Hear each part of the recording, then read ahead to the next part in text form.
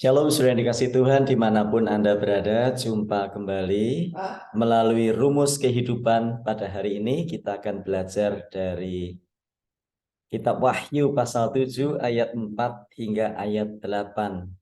Bagian yang sangat-sangat menarik, sangat-sangat indah, bagian yang sering menjadi bahan perbincangan, bahkan masuk dalam perdebatan. Tapi kita akan belajar bersama-sama. Ingat, arti atau makna suatu ayat itu ditentukan oleh konteksnya. Jadi kita tidak boleh melupakan konteks sebelum atau sesudah ayat-ayat itu, bahkan konteks dari keseluruhan Alkitab. Ini yang disebut sebagai konteks dekat dan konteks jauh. Jadi sebelum kita mengartikan satu ayat, kita harus melihat apakah arti ayat ini bertentangan dengan seluruh pengajaran Alkitab. Atau juga apakah arti ayat ini bertentangan dengan maksud dari kitab itu sendiri atau perikop itu sendiri atau pasal dari Alkitab itu sendiri. Mari kita belajar Wahyu pasal 7 ayat 4 hingga ayat yang ke-8. Kemarin kita sudah belajar tentang malaikat dari 4 penjuru mata angin yang diperintahkan untuk menghentikan hembusan angin, yang diperintahkan untuk berhenti sementara dari murka, atau mereka diperintahkan untuk menahan murka yang akan menimpa bumi untuk selama waktu sampai dimeteraikan hamba-hamba Allah. Ayat 4 pasal 7. Dan aku mendengar jumlah mereka yang dimeteraikan itu 144.000 yang telah dimeteraikan dari semua suku Israel.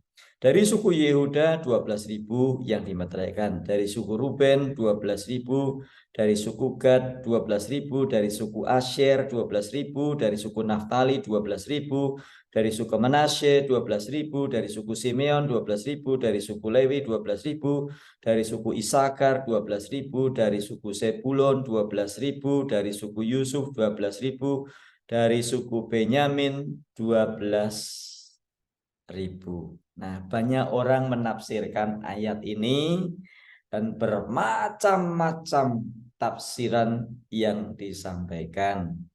Ada yang berkata 144.000 itu bukan literal. 144 itu 7 kali 10.000 kali, ya, pusing sekali. Otak atik gadok, ya, ada 7, 14.000, 144.000 itu 7 kali berapa? 7 kali 2 itu 14, ya. Terlalu pusing untuk hal seperti itu dan bertentangan dengan makna Alkitab seutuhnya. Nah, ada juga kelompok saksi Yehova yang mengatakan bahwa 144.000 hamba Allah yang dimeteraikan itu adalah kelompoknya mereka. Ini jadi saksi Yehova. Kamu orang Kristen nggak ikut, cuman saksi Yehova saja. Tetapi masalah muncul setelah jumlah mereka lebih dari atau melebihi atau melewati jumlah 144.000, maka saksi Yehova merevisi atau meralat pemahamannya. Saksi Yehova meralat klaim bahwa mereka adalah saksi Yehova. Nah, kemudian mereka berkata, ya 144.000 itu hanyalah sekelompok kecil dari saksi Yehova yang masuk surga. Dan kebanyakan sarjana Alkitab menganggap, ada juga yang berkata bahwa 144.000 itu adalah gereja.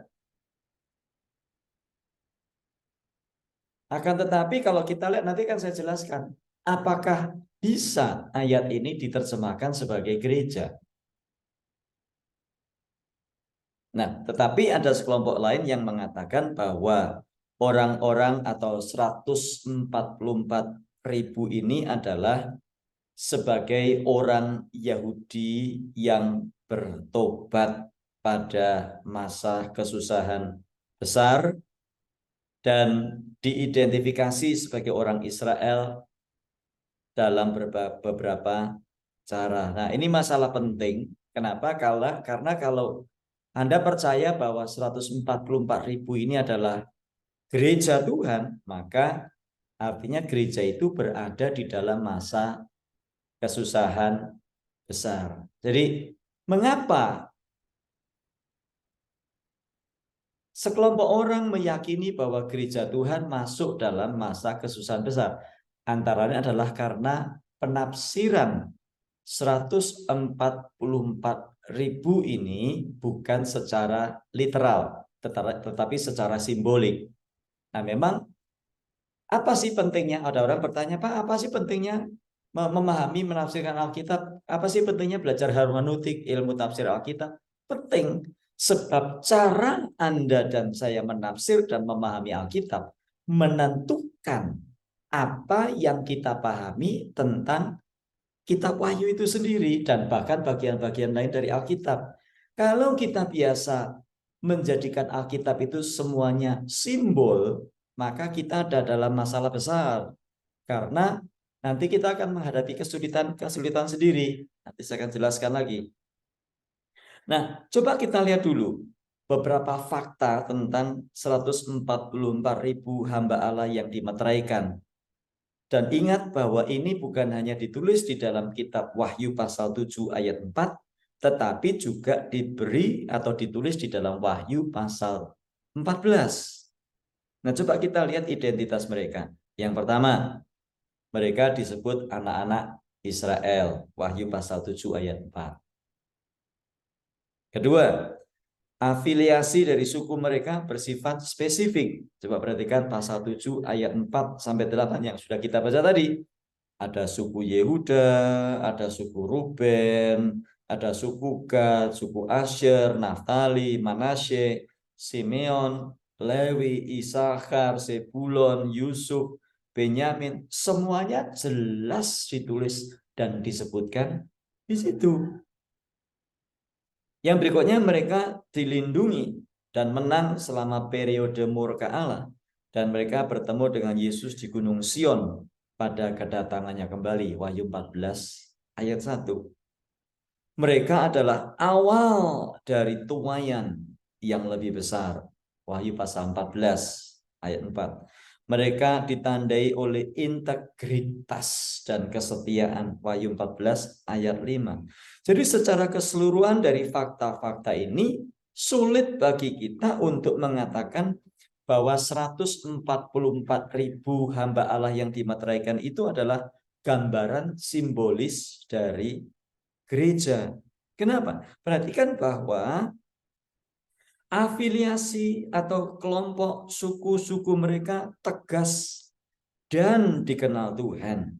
Jadi sama sekali tidak ada alasan untuk menganggap bahwa kelompok suku mereka itu sebagai simbolis, bukan harfiah. Nah, nanti kalau kita mempercayai ini sebagai simbolis, maka kita akan membuat suku-suku di Israel juga simbolis. Suku Yehuda adalah simbol dari pujian, karena Yehuda artinya pujian. Jadi 144.000 ini terdiri dari mereka-mereka yang suka memuji. Yang nggak suka memuji nggak masuk surga dan sebagainya. Suku apalagi? Naftali kita simbolkan, Manasye disimbolkan, Simeon disimbolkan, Lewi disimbolkan, Isakar disimbolkan. Lewi ini hamba-hamba Allah, ya, para hamba Tuhan, ya. Lalu nanti kalau begitu bagaimana dengan suku Sebulon? Nah, kita menghadapi masalah sendiri dalam bagian ini.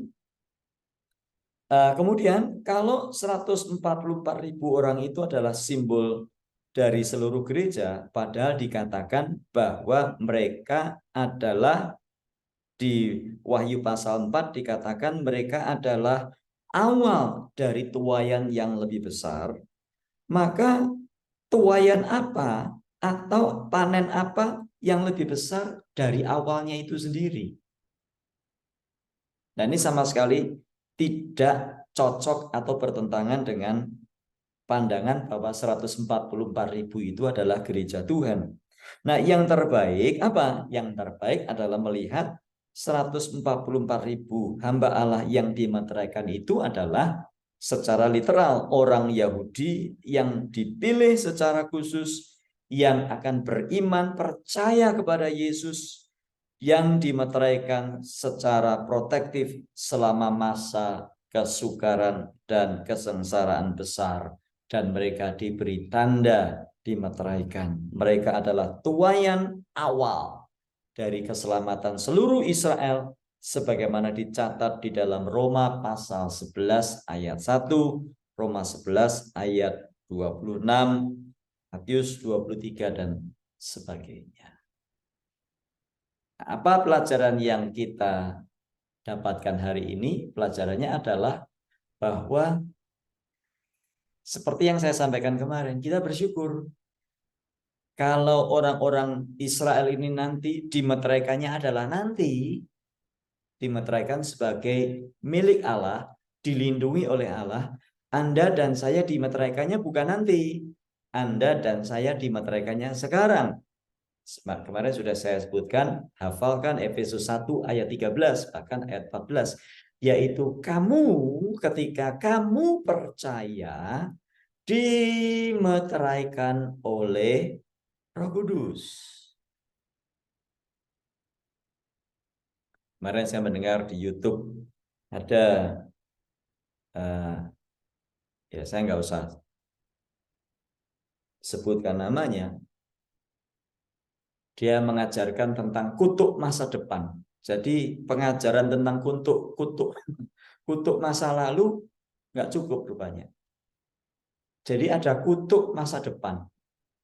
Nah, kalau ada kutuk masa depan, nah, terus nanti ujung-ujungnya ada kebaktian mematahkan kutuk-kutuk. Nah, ini terjadi karena model-model penafsiran Alkitab yang seperti ini. Jadi kita melupakan pengajaran Efesus 1 ayat 13-14, yaitu kamu ketika kamu percaya dimeteraikan oleh Roh Kudus. Di mana dimeteraikannya? Di dalam hati.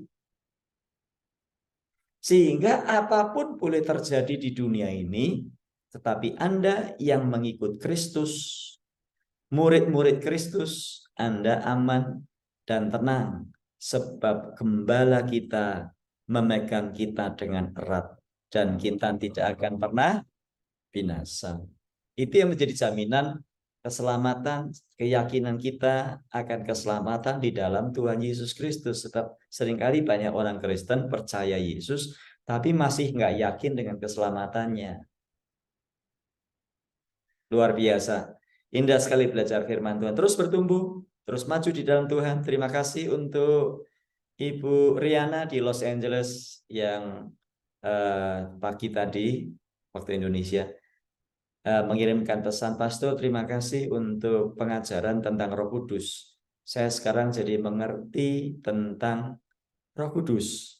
Luar biasa. Saya balas, terus bertumbuh di dalam Tuhan dan maju terus di dalam Tuhan. Sama. Saudara, mari kita terus belajar Alkitab dan bertumbuh bersama-sama dengan rumus renungan murid Kristus untuk kehidupan. Dan terus setia belajar firman Tuhan, apapun, betapapun sibuknya kita, betapapun repotnya kita, luangkan waktu untuk belajar Alkitab bersama rumus.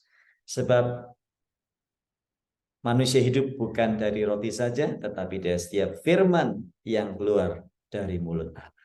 Mari kita berdoa. Terima kasih buat firman-Mu hari ini. Tuhan tolong kami untuk kami terus maju dan bertumbuh di dalam Tuhan, menyadari kalau Israel dimeteraikan nanti, kami sudah dimeteraikan hari ini. Dan itu menjadi jaminan keyakinan kami, damai sejahtera bagi kami untuk menjalani hidup apapun yang terjadi. Dalam Tuhan Yesus kami berdoa. Amin.